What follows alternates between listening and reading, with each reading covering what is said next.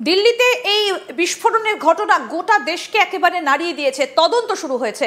এরই মধ্যে আমরা জানি যে আমাদের রাজ্যে সামনেই রয়েছে 2026-এর বিধানসভা ভোট, আর ভোটের আগে এ রাজ্যেও কি এই ধরনের কোনো আশঙ্কা কাজ করছে? কারণ কোথাও গিয়ে কি দিল্লির এই হামলার সঙ্গে একটা ইসলামী যোগের সম্পর্ক রয়েছে? বারবার করে কিন্তু উঠে আসছে এই বিষয়টা, কারণ যেখানে বঙ্গে এসআইআর চলছে এবং একটা বার্তা বারবার করে মুসলমানদের কাছে পৌঁছে দেওয়া হচ্ছে, ইসলামী যারা তাদের কাছে পৌঁছে দেওয়া হচ্ছে যে এসআইআর হলে তাদের একটা নাম বাদ যেতে পারে। তাহলে কি কোথাও গিয়ে দিল্লির সঙ্গে এ রাজ্যের হওয়া এসআইআর এর একটা সংযোগ রয়েছে? কলকাতা কি তাহলে সেফ করিডর? আমরা এই গোটা বিষয়গুলো নিয়ে এই মুহূর্তে আলোচনা করব। আমাদের সঙ্গে রয়েছেন ডিফেন্স বিশেষজ্ঞ বিশ্লেষক আর কে শ্রীবাস্তব। স্যার, আপনাকে স্বাগত জানাই আজ তাক বাংলায়। স্যার, ভীষণভাবে প্রাসঙ্গিক এ রাজ্যে এই এসআইআর, সেখানে মুসলিমদের নাম বাদ দেবার একটা বিষয় সামনে উঠে আসছে এবং সেটা তাদের মুখ থেকেই শোনা যাচ্ছে যে তাদেরকে বাদ দিয়ে দেওয়া হবে। তাহলে কি কোথাও গিয়ে দিল্লির এই ঘটনার সঙ্গে এসআইআর এ এই ইসলামী একটা যোগ রয়েছে? দেখুন, আগে আপনাকে বলে দিই, গত অপারেশন সিঁদুরের পর, মানে 7th and 10th মের পর, আপনি বাংলাদেশ থেকে যে সর্বগুলো উঠেছে, ওখান থেকে যে আওয়াজ উঠেছে, ওটা আপনি যদি লিঙ্ক করেন তাহলে এটা আপনি যা বলছেন ওটা সৎ আছে। দেখুন, ওদের লেফটেন্যান্ট জেনারেল চৌধুরী কি বললেন, পাকিস্তান আর্মি এবার পাকিস্তান হামলা করবে পূর্ব দিক থেকে, রাইট? নাম্বার 1। নাম্বার 2, আপনার ওই যে chairman joint chief of staff committee জনাব শামসাদ মির্জা এসছেন, আর ওর আগে কতগুলো আইএসআই অফিসার এসছে, আর আজকে যখন আমি আপনার সঙ্গে কথা বলছি পাকিস্তান নেভাল চিফ উনিও বাংলাদেশে, তারপর পাকিস্তান নেভাল চিফ তিনি বাংলাদেশে এসেছেন এবং ওয়াকারের সঙ্গে তিনি রীতিমতো বৈঠকও করেছেন, নৌবাহিনীর প্রধান পাকিস্তানের। স্যার বলুন। কারেক্ট। তারপর জামাত ইসলাম বাংলাদেশ উনি আমেরিকায় গিয়ে কি বললেন, 50 লক্ষ লোক তৈরি আছে আমাদের জন্য, আমরা ভারতকে আমরা সবক শিখিয়ে দেব, আমরা তৈরি আছি যুদ্ধ করার জন্য। এটা শুধু আপনি লিঙ্ক করে দেখুন। আপনি তারপর কি হলো, আপনাদের চ্যানেলের মাধ্যমে আপনি সবাইকে দেখিয়েছেন লস্করে তৈবার লোক, আপনি দেখে দেন জয়শে মোহাম্মদকে জামাই মতন ওখানে বলা হলো, আর ওরা যা ভাষণ দিচ্ছে ওটা কি প্রো বাংলাদেশ? এন্ড এই তো জাকির নায়েক, বাংলাদেশ জানতো জাকির নায়েককে ভিজিট কেন ক্যান্সেল করলো, বাংলাদেশ জানতো যে এরকম ঘটনা হলে এই মিসাইলের উপর আমাদের একটা কথা হয়, এক গুলি এক দুশ্মন। আর এবার কি আছে জানেন, একটা মিসাইল একজন লোক।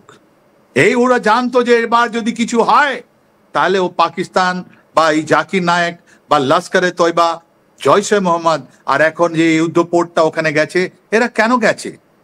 পাকিস্তান বাংলাদেশকে কি দেবে? পাকিস্তান বাংলাদেশকে কিছু দেবে না। আমরা এই পাকিস্তান বাংলাদেশের সম্পর্কে আসছি, কিন্তু যে প্রশ্নটা আমরা শুরু করেছিলাম যে বাংলাদেশের তো একেবারে খুব কান ঘেঁষা বর্ডার রয়েছে আমাদের এই রাজ্যের, ভোট রয়েছে আমাদের রাজ্যে 2026-এ, এই শহর এই রাজ্য কতটা নিরাপদ? কলকাতা দখল আমি বলিনি। কলকাতা দখল মানে কি হলো? কলকাতা দখলের মানে হলো এরকম সন্ত্রাসবাদের ঘটনা, এটা বাংলাদেশের লোক বলেছে। কেন আমি এই পয়েন্টগুলো আপনাকে যোগ করে দিলাম? আমরা একবার মনে করিয়ে দিই স্যার, দর্শকদের একবার মনে করিয়ে দিই, কলকাতা দখলের কথা কিন্তু অনেক আগেই বাংলাদেশের ভেতর থেকে এসেছিল। শুনুন একবার। মোদিজি, অমিত জি এবং রাজনাথ সিং জি, মোদিজি, অমিত জি এবং রাজনাথ সিং জি, আপনারা বাংলাদেশ সেনাবাহিনী যেটা দেখেছেন 72 সালের, সেই সেনাবাহিনী এখন আর নাই। ভারত তো দূরের কথা, আমেরিকা আমাদের সাথে টিকবে না ইনশাআল্লাহ। আমরা বলছি 4 দিনের মধ্যে আমরা কলকাতা দখল করে নেব ইনশাআল্লাহ। আমরা দখল করে নেব। আসাম দখল। সামরিক বাহিনী, ছাত্র জনতা, আমরা একত্রে আছি। আমরা আবার 5000 সদস্য, এই 5000 সদস্যের মধ্যে অর্ধেকই নবীন, 2500 আমরা যুদ্ধের মাঠে যেতে পারি। আর এর সাথে যদি 30 লাখ ছাত্র জনতা যোগ হয়, তাহলে ভারত তো দূরের কথা, আমেরিকা আমাদের সাথে টিকবে না ইনশাআল্লাহ। একদম স্যার, আপনার নিশ্চয়ই মনে আছে যে রাওয়ার প্রাক্তন সদস্য তিনি বলেছিলেন যে কলকাতা নাকি তারা 4 দিনে দখল করে নেবেন। কোথাও কি দিল্লির এই ঘটনার সঙ্গে এই যোগটা আপনি দেখতে পাচ্ছেন? কলকাতা কি সেফ করিডর? কেন বলছি আমি, এই যে গতকালের ঘটনার মধ্যে 3000 কেজি এক্সপ্লোসিভ ধরা পড়েছে, মনে আছে তো পুলওয়ামাতে এরকমই একটা হামলা হয়েছিল গতকাল, যে 3000 কেজি এক্সপ্লোসিভ, আজকে আবার 80 না 60 না 90 কত কেজি আবার একটা রিকভার হয়েছে। এই 3000 কেজি এক্সপ্লোসিভ আসছে কোত্থেকে?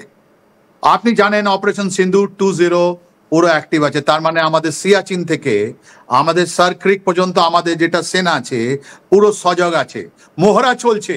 আপনাদের কাছে তো লেটেস্ট ছবিও আছে, লেটেস্ট ভিডিও আছে, যে আমাদের পশ্চিম সীমান্তে আমাদের ভারতীয় সেনা, এটা দেখুন আপনি দেখিয়ে দিলেন, এই যে আমাদের পশ্চিম সীমান্তে আমাদের প্রত্যেকটা 3টেই সেনা, আমরা দেখতে পাচ্ছি জয়সলমীরে অপারেশন ত্রিশূল চলছে, কিন্তু কোথাও গিয়ে স্যার আমরা যদি একটু কলকাতার কথা বলি, আমাদের রাজ্যের কথা বলি, কোথাও কি কাউকে বাঁচিয়ে দেওয়া হলো এই শহরটাকে দূরে সরিয়ে রেখে? অ্যাবসলিউটলি। যখন আমাদের এই 3000 কেজি এক্সপ্লোসিভ আপনার পশ্চিম সীমান্ত থেকে ঢুকতে পারে না, তাহলে এই 3000 কেজি এক্সপ্লোসিভ কোত্থেকে এসছে? এই প্রশ্নটা যদি আপনি নিজেই কেউ করেন তাহলে আপনি বুঝতে পারবেন যে কোনো তো একটা জায়গা থেকে ঢুকেছে। ও কোন জায়গা থেকে ঢুকেছে? ও কায়দা ঢুকেছে আমাদের পূর্ব দিকে, যেটা আপনার পাকিস্তানি জার্নাল বলেছেন। এই চট্টগ্রাম, এই যে কক্সবাজার, ওখানে বারবার যে পাকিস্তানি যেটা শিপ এসছে, ও কি এনেছে? চাল এনেছে? গম এনেছে? না, ওরা এই জিনিস, আপনার মনে আছে? আপনার মনে আছে এই যে পাকিস্তান সম্পর্কের কথাতে আসছি, কিন্তু যেটা নিয়ে আমরা আলোচনা শুরু করেছিলাম, যে বঙ্গের ভোটে এসআইআর হচ্ছে, তার মধ্যে দিল্লিতে এই ধরনের একটা ঘটনা, কোথাও কি বঙ্গের এসআইআর এর প্রভাবটা দিল্লিতে গিয়ে পড়লো? কলকাতাকে সেফ প্যাসেজ হিসেবে ব্যবহার করে কলকাতাকে কি বাঁচিয়ে দেবার চেষ্টা করা হচ্ছে? আমি এই বিষয়টা একটু আপনার কাছে ক্লিয়ার হতে চাইবো আগে। অ্যাবসলিউটলি, এর মধ্যে কানেকশন আছে। বাংলাদেশে যে এক্সপ্লোসিভ, আপনি তো নিজে একটা প্রোগ্রাম করেছেন যে কক্সবাজার একটা পাকিস্তানি প্রথম শিপ যেটা এসেছিল, ওর মধ্যে যখন খোলা হলো ওর মধ্যে এক্সপ্লোসিভ ছিল। আপনি এটা লিঙ্ক করে নিন, এটা আপনাদেরই চ্যানেলে ছিল, যে এই যে কক্সবাজারে প্রথম দিকে একটা পাকিস্তানি শিপ প্রথমবার যখন ওখানে ঠেকালো, ওর মধ্যে এক্সপ্লোসিভ বেরোলো। বলে এক্সপ্লোসিভ কোথায় যাচ্ছে? বলছে না, এটা রুটিন আছে। না, তাহলে ওই এক্সপ্লোসিভ বাংলাদেশে এসছে। আপনার লস্করে তৈবা, আপনার হিজবুল মুজাহিদিন, আপনার জৈশে মোহাম্মদ, ওরা আছে ওখানে, পাক আইএসআই আছে। তাহলে এই যে এক্সপ্লোসিভ গুলো বাংলাদেশ থেকে এই যে দিল্লিতে আসবে, ওটা কি উড়ে আসবে? ওটা তো মাটি পথে, এরাই নিয়ে আসবে, যাতে স্লিপার সেল, যে স্লিপার সেলের কথা আমরা বারবার বলছি। আমাদের সীমান্তে যতগুলো স্টেট আছে ওর মধ্যে দেখুন, মনে করবেন আপনি 16ই ডিসেম্বর 1971-এ যখন মুক্তিযোদ্ধারা ওখানে ফেরত ছিলেন, ভারত থেকে ফেরত যাচ্ছেন, তাহলে ওদের রাজাকার বা বিহারিগুলো কোথায় ছিলেন? কোনোভাবে পশ্চিমবঙ্গ এবং নেপাল সীমান্ত, এই দুটো সীমান্তের দিকে কি বিশেষভাবে নজর দেওয়া প্রয়োজন বলে আপনি মনে করেন? এই বঙ্গের সীমান্তটা তাহলে কতটা এই মুহূর্তে সেনসিটিভ হয়ে রয়েছে? দেখুন, যখন থেকে ওখানে একটা রিজিম চেঞ্জ হয়েছে নেপালে, আমরা নেপাল থেকে আমরা আশ্বস্ত আছি ওখানে এরকম ঘটনাটা আর হবে না। ওরা জানতে পেরেছিল। তাহলে আমাদের কাছে একটাই সীমান্ত রয়ে গেল, 400 কিলোমিটার ফাঁকা মাটি, যেটা নদিয়া থেকে আপনার মালদা পর্যন্ত চলে যাচ্ছে। এই 400 কিলোমিটার